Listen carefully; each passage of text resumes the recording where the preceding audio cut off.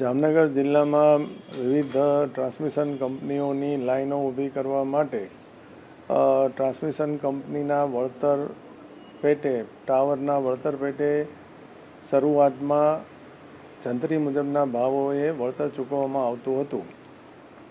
વિવિધ ખેડૂતોની રજૂઆતના કારણે સરકારશ્રીએ 4/7/2026ના રોજ ખેડૂતલક્ષી પરિપત્ર બહાર પાડેલ છે.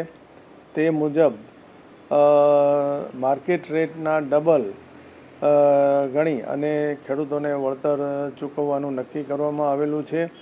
આ માટે ખેડૂતોના વેલ્યુઅર, ટ્રાન્સમિશન કંપનીના વેલ્યુઅર અને સરકારશ્રીના વેલ્યુઅરની નિમણૂક કરવામાં આવેલી હતી અને આ ત્રણેય વેલ્યુઅરે જામનગર જિલ્લાના લાલપુર તાલુકાના કાનાવેડી ગામના તમામ સર્વે નંબરો કે જેમાં વીજ લાઈન આવતી હતી તેનું વેલ્યુએશન કરેલું હતું અને એની બેઠક અત્રે તારીખ 24/8/2026ના રોજ બોલાવવામાં આવેલી હતી. તેમાં ખેડૂતના પ્રતિનિધિ, ટ્રાન્સમિશન કંપનીના પ્રતિનિધિ અને સરકારી અધિકારીઓની હાજરીમાં આ ત્રણેય કવરો પૈકી ડ્રો સિસ્ટમથી ચિઠ્ઠી નાખી અને ખેડૂતના પ્રતિનિધિ પાસે ચિઠ્ઠી ઉપડાવી અને કયા બે વેલ્યુઅરના ભાવો પસંદ કરવા તે નક્કી કરવામાં આવેલું હતું. તેમાં ખેડૂતના વેલ્યુઅર અને કંપનીના વેલ્યુઅર પસંદ થતાં તમામ સર્વે નંબરોના આ બંને વેલ્યુઅરોના કવરો તમામ અધિકારી, કંપનીના પ્રતિનિધિ અને ખેડૂતના પ્રતિનિધિની હાજરીમાં ખોલવામાં આવેલા હતા અને તેમાં બંનેના ભાવો વચ્ચેનો તફાવત 20%થી ઓછો હોય બંનેની સરેરાશ કાઢી અને સર્વે નંબર વાઇઝ ભાવ નક્કી કરવામાં આવ્યો હતો.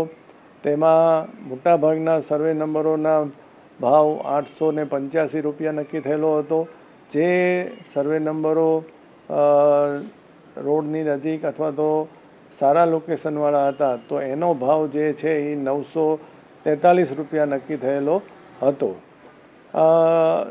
હવે પછી ટ્રાન્સમિશન કંપની દ્વારા જે ટાવર જે તે ખેડૂતના ખેતરમાં આવે છે તેની બંને બાજુ 1 મીટર વધારી અને એનો એરિયા ગણવામાં આવશે અને આ જે માર્કેટ રેટ નક્કી થયેલો છે તેની ડબલ કિંમત કરી અને તે મુજબ એનું વળતર ચૂકવવામાં આવશે. જે સર્વે નંબર 109નું ઉદાહરણ લઈએ તો 2011 મુજબના પ્રતિ ચોરસ મીટરના જંત્રી મુજબના ભાવ ₹43ની સામે માર્કેટ રેટ કમિટીમાં પ્રતિ ચોરસ મીટરના ₹885 નક્કી થતાં આ ખાતેદારને અગાઉ ₹4,37,699 વળતર મળવાપાત્ર હતું, જે હવે માર્કેટ રેટ મુજબ ₹24,33,348 મળવાપાત્ર થયેલ છે. આથી જામનગર જિલ્લાના તમામ ખેડૂત ભાઈઓ કે જેમના ખેતરમાં ટ્રાન્સમિશન લાઇનના ટાવર અને વાયર આવે છે તેમને હું અપીલ કરું છું કે સરકારશ્રીના આ પરિપત્ર મુજબ માર્કેટ રેટ નક્કી કરવાની કાર્યવાહીમાં સૌ સહકાર આપે અને સૌનું મૂલ્યાંકન કરી અને સારામાં સારું વળતર મળે તે અંગેની કામગીરી જિલ્લા વહીવટીતંત્ર દ્વારા કરવામાં આવશે.